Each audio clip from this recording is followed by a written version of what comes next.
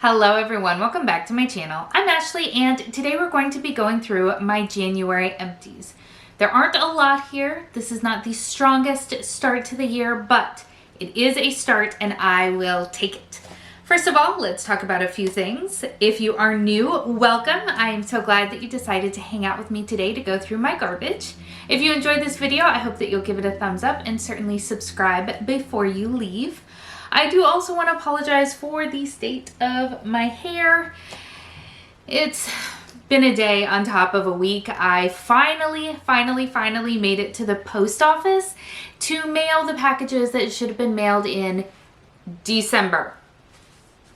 I know, I'm so bad. It's so hard to get to the post office, but I finally made it, so that's done. However, because I ran that errand this morning when I normally would have been doing something with this mess of hair, it was that or not wear makeup, and well, makeup's more fun. So I do apologize. I'm looking a bit of a mess, but you know, we're just gonna have to roll with it. Also, if you are new to my empties videos, let's talk about how I sort of rank things. So essentially with empties videos in general, we talk about the products that we've used up. Personally, I absolutely love empties videos because you really get a sense of a product when it's used up entirely. I know that I have had times when I have used something a few times and I've come to one conclusion, but by the time I finished it off, I might have an entirely different opinion. So I really do love and appreciate empties videos because they are just so very informative in my opinion. The way that I do mine when it comes to the monetary value that I assess something is if it is a full-size product, obviously that's what I'm going to use. I will use the full retail value because I honestly cannot remember if I've purchased something on sale or not. So I just go with the full monetary value.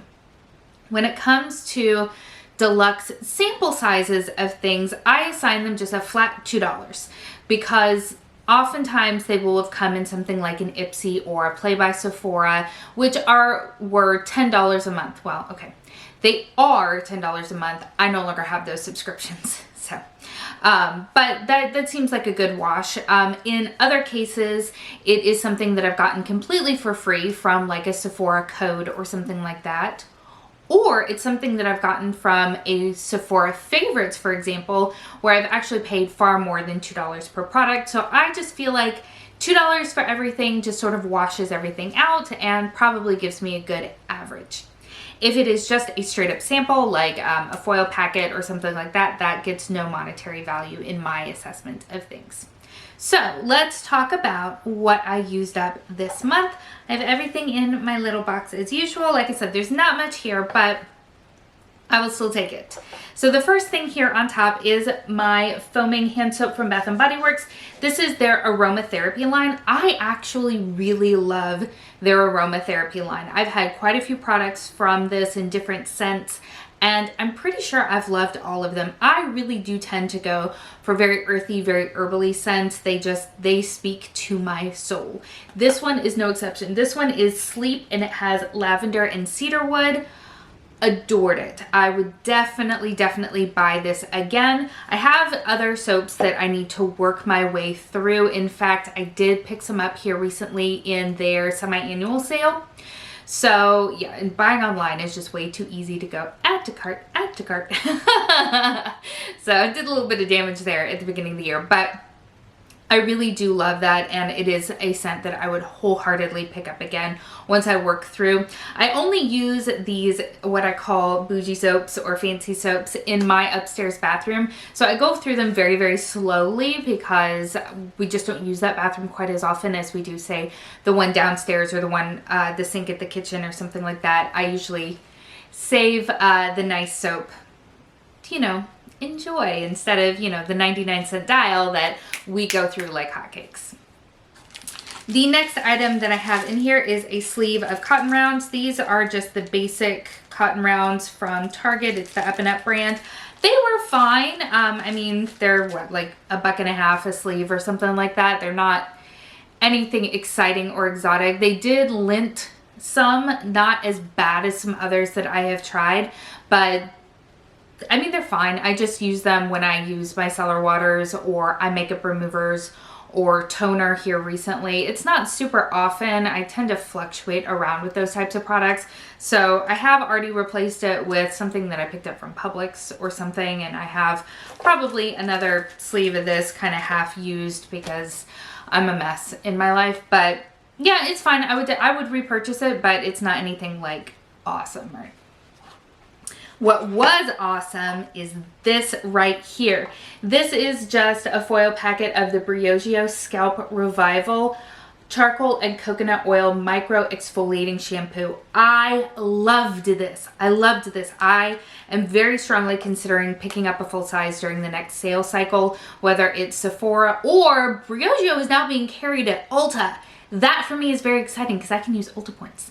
But yeah, I really did enjoy that. I have struggled with other exfoliators that I've tried in the past because the grit is chunkier and I have very thick hair and I have a lot of strands. So trying to get down to my scalp, I feel like with those other brands, it just never really penetrated. I felt like I was just exfoliating the top layer of my hair as opposed to my scalp, which is the purpose behind it. This is a finer grit and I really felt like it worked all the way down to my scalp. I loved the way it felt. I loved the way it smelled. I loved the way it made my hair feel.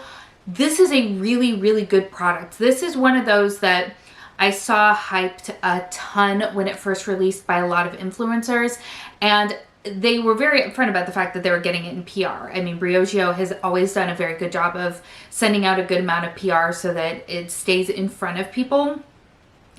And so anytime something is hyped like that, where it's all at the same time by a ton of different people, it's easy to tell when a big PR push has gone out. And so I do tend to take that with a little bit of grain of salt.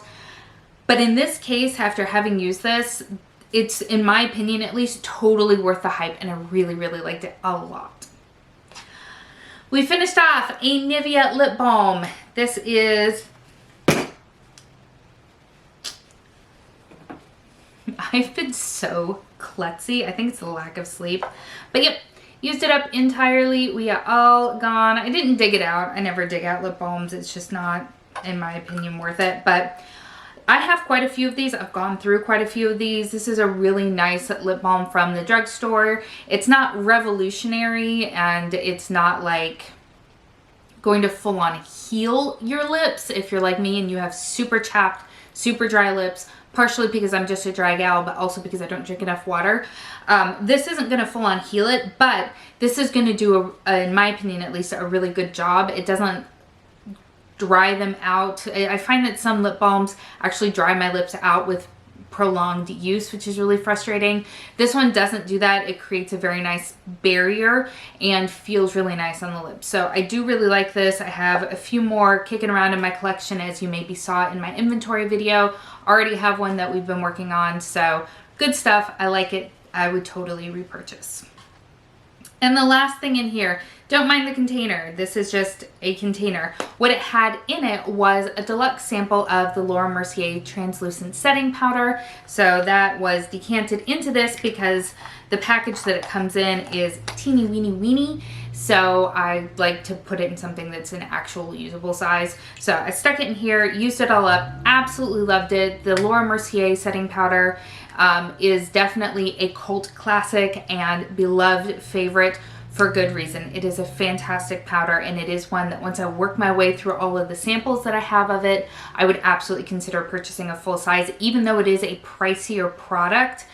Personally, I feel like it is worth the money because it's a really nice powder. It's very finely milled.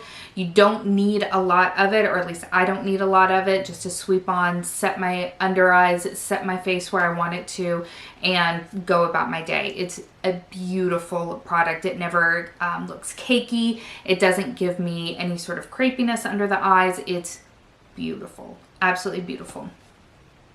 So those are my empties for January. Like I said, not much, but I will still take it because progress is progress. What did you use up in the month of January? I would be really happy to know. Was it a good use up month, or did you start off a little bit slowly? Thank you so much for spending some time with me today. I hope that you are having an amazing day, and I will see you next time. Bye.